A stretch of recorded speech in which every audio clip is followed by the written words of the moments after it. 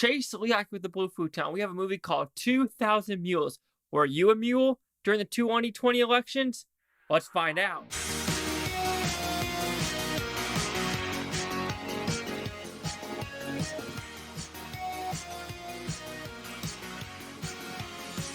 2000 Mules, what's it about? It's a very simple premise, actually. It's a documentary about geo-tracking people during the 2020 elections, out if there was voter fraud or not. And will you believe it? Yes or no? So, did I like this movie? I thought it was a very informative documentary, even though I do have some nitpicks with it. Some people might be like, oh, this documentary is going to be completely one-sided. I disagree. This is not really a partisan issue as a whole. It does talk about voter fraud as a whole, about how in 2018 there was a Republican in North Carolina who did something illegal.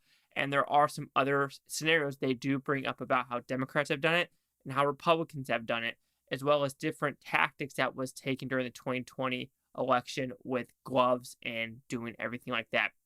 So with that, I'll give the nitpicks or the negatives of the movie. There's one secret interview that they do about this person who is supposed to be a mule, if you want to put it that way, I think in Arizona.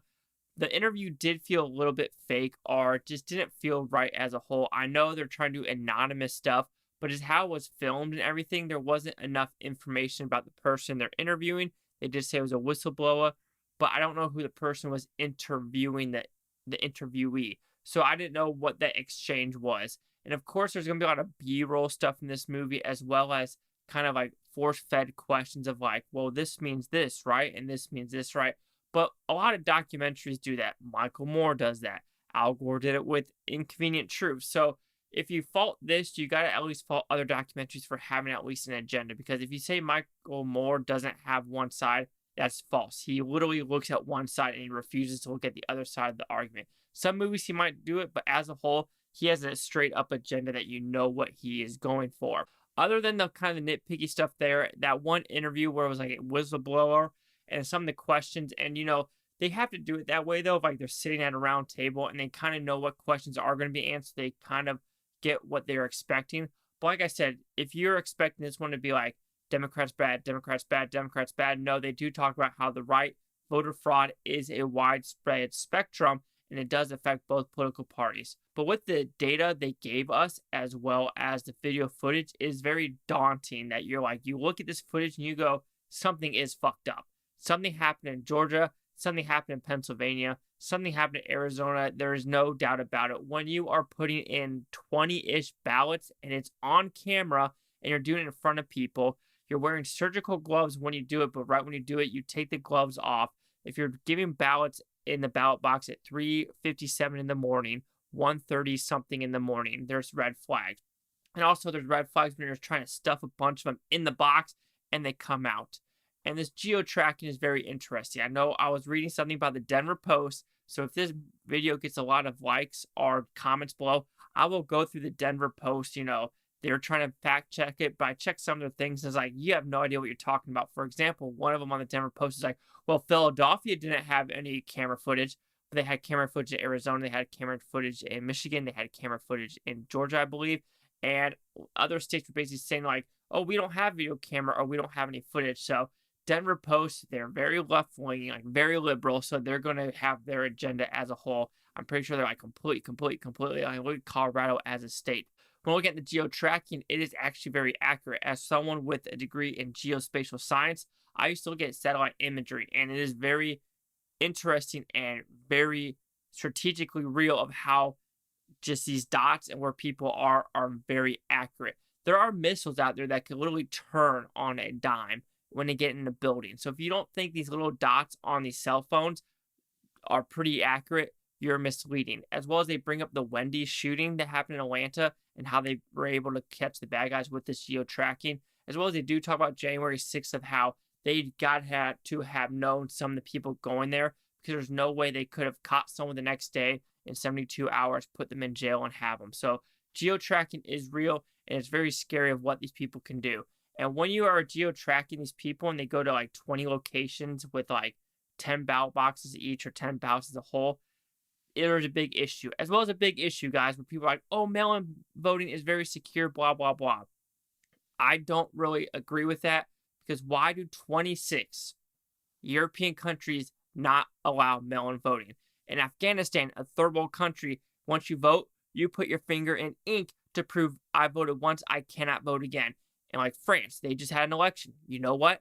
It was in person. There was no mail-in ballot. I think it was like France, Russia, Belarus, Ukraine, Portugal, Greece, Italy do not do mail-in ballots. So why do we as America need to do it? I understand absentee if you live in another state because of military or work, but you don't need to do it if you could just walk to a polling place.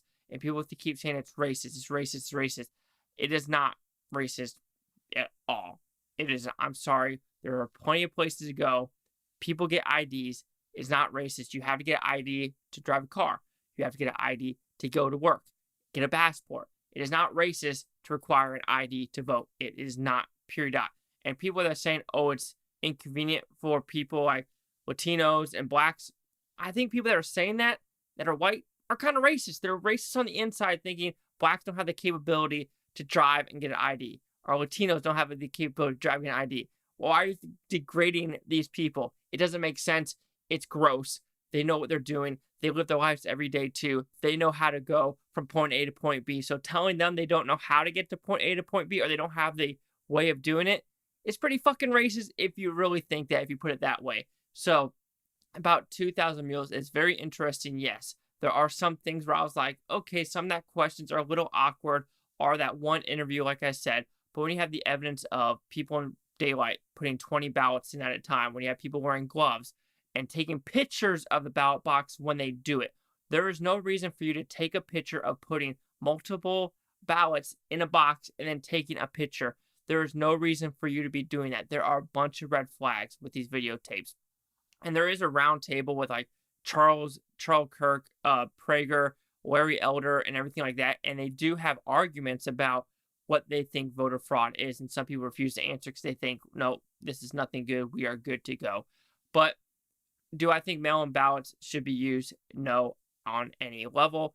Like I said, if we're going this whole route of like, oh, we have to do it because of COVID, France just did it. And they did it just fine. And they got the results they needed. But I think 2,000 Mules is an interesting documentary. I know for a fact a lot of people on the left are not going to watch it, are not going to like it, and they're going to look at it and be like, oh, you just say this, this, or this, or this. But then they won't do the same thing to Michael Moore documentaries or Al Gore documentaries or other documentaries that prove their side.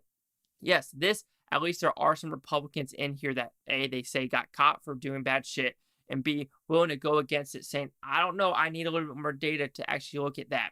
So I hate to say it, you're either going to watch it or you're not, and that's what this type of movie is. So 2,000 Mules will receive a 4 out of 5 with Futon, so equals at 80%. So the Critics' News scores gave this one. Doesn't exist on Rotten Tomato at all. So my 80%. Have you seen it? I bought it. I was like, you know what? I'll support it. Apparently did pretty well in the first weekend alone. But my 80%, or your percent, let me know.